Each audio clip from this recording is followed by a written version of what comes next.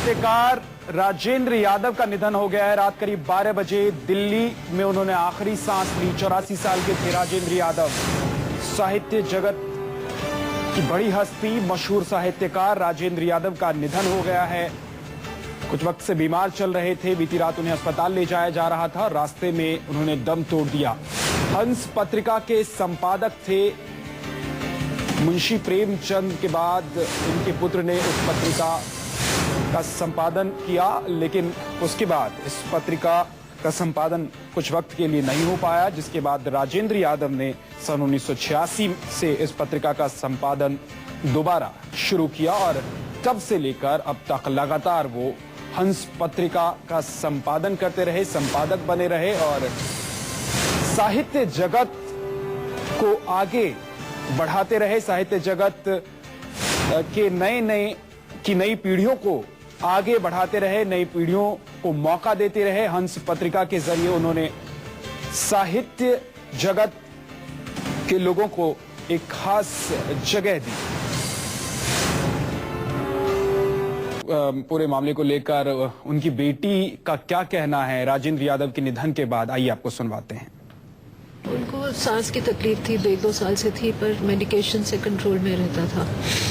और कल रात को 11-11:30 बजे एक काफ़ी अटैक टाइप आया ब्रीदिंग का, तो नेबुलाइजर लगाया, उससे कंट्रोल नहीं हुआ। नॉर्मली तो हो जाता था बट, और उनको घबराहट सी हो रही थी। तो किशन और उसकी फैमिली जो बचपन से उनके साथ ही रहे हैं, मतलब जब किशन छोटा था हमारे पास आ गया था, बहुत सेवा की है, उनके साथ ही रहते थे। उसका फोन आया कि दीदी तबीयत ठीक नहीं लग रही, क्या करूँ? तो तुम तुरंत हॉस्पिटल ले जाओ, मैं आ रही हूँ। तो मैक्स ले गए, मैक्स पटपड़गंज ले गए। मैं गुड़गांव में रहती हूँ। मैं और मेरे हस्बैंड वहाँ से निकले आने के लिए। जब तक हम पहुँचे तो हमें खबर मिली कि वो हॉस्पिटल पहुँच के पता चला। खैर खत्म तो वो पहले ही हो गए थे, इन्होंने मुझे बताया नहीं। अस्पताल ले जाते वक्त राजेंद्र यादव का निधन हो गया। बीमार चल रहे थे और बेटी को इस बात की खबर दी गई, लेकिन जब तक बेटी और दामाद पहुंचते तब तक राजेंद्र यादव दम तोड़ चुके थे। और राजेंद्र यादव ने 1 इंच मुस्कान अपनी पत्नी के साथ मिलकर ये उपन्यास उन्होंने लिखी थी, जहां लक्ष्मी कैद है। कहानियों को नया आयाम देने वाले लेखक थे राजेंद्र यादव। राजेंद्र यादव के मशहूर उपन्यास प्रेत बोलते हैं। इसके अलावा भी कई उपन्यास उन्होंने लिखे, कहानियां लिखी, कविताएं लिखी और साहित्य जगत में जो साहित्य जगत से जुड़े लोग हैं, साहित्य जगत के तमाम कार्यक्रम में उनका आना जाना रहता था। काफी उम्र हो जाने के बावजूद, सेहत ठीक नहीं होने के बावजूद, वो कोशिश उनकी ये रहती थी कि हर जगह वो अपनी उपस्थिति दर्ज करा पाएं और हर जगह वो पहुंच पाए जहां साहित्य जगत से जुड़ी तमाम तरह के कार्यक्रम में उनका आना जाना लगा रहता था। साहित्य जगत के लिए ये एक बड़ी क्षति है। साहित्य जगत ने एक बड़ा नाम खो दिया है, बड़ी शख्सियत खो दी है। राजेंद्र यादव के रूप में 84 साल के राजेंद्र यादव का निधन हो गया है। दिल्ली में आपको बता दें कि उनका निधन हुआ है। अपने निवास स्थान से उनको अस्पताल ले जाया जा रहा था। उनकी तबीयत बिगड़ी थी, काफी समय से वो उनकी तबीयत ठीक नहीं चल रही थी और अचानक रात जब उनकी तबीयत ज्यादा बिगड़ी तो उन्हें अस्पताल ले जाया जा रहा था और रास्ते में ही उन्होंने दम तोड़ दिया।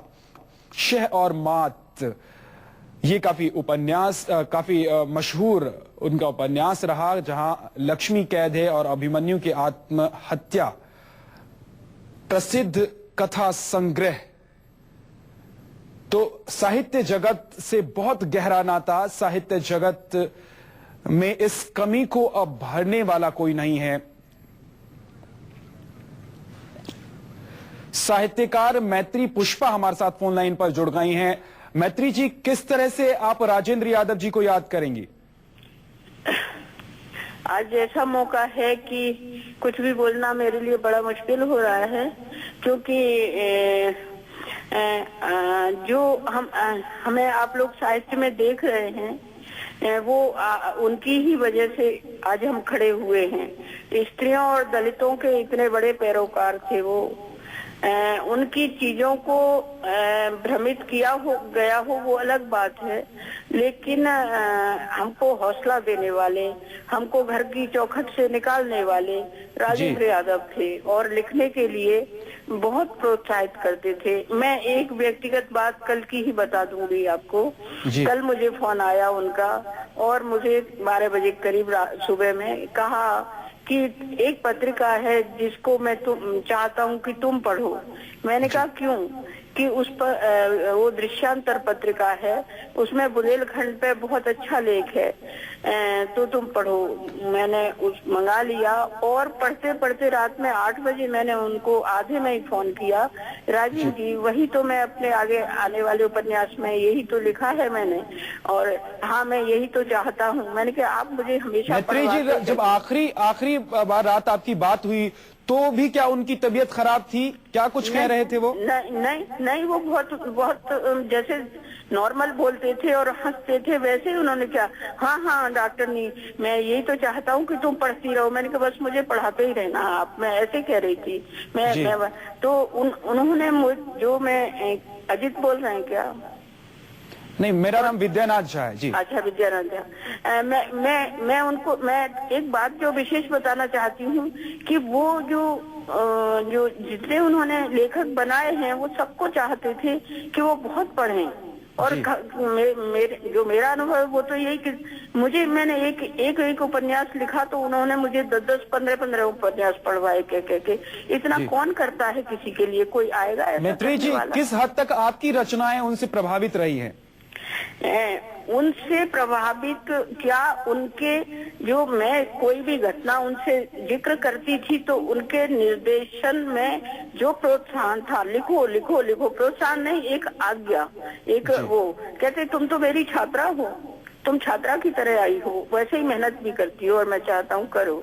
तो जो मेरी इतनी मैं उपन्यास लिख गई कम से कम 10 बार है, वो उन्हीं का प्रोत्साहन और उन्हीं का जो एक जिद थी कि नहीं तुम लिखोगी।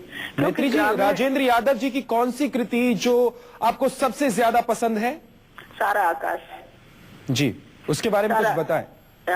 सारा आकाश मैंने पढ़ा और मैंने राजीव जी को बीच बीच में फोन करती जाती थी क्योंकि वो ब्रज से संबंधित कई बातें उसमें होती थी, तो मैं उनको फोन करती थी कि ये आपने बना, चूड़ियां ऐसी पहनाई है उसमें, ये है वो है, इसलिए वो बहुत जुड़ी हुई थी हम लोगों से, वो प्रकृति जुड़ी हुई है, इसलिए मुझे पसंद है उनका सारा। शुक्रिया मैत्री जी, हमसे बातचीत के लिए। राजेंद्र यादव जी का निधन हो गया है। साहित्य जगत ने एक बड़ी शख्सियत को खो दिया है।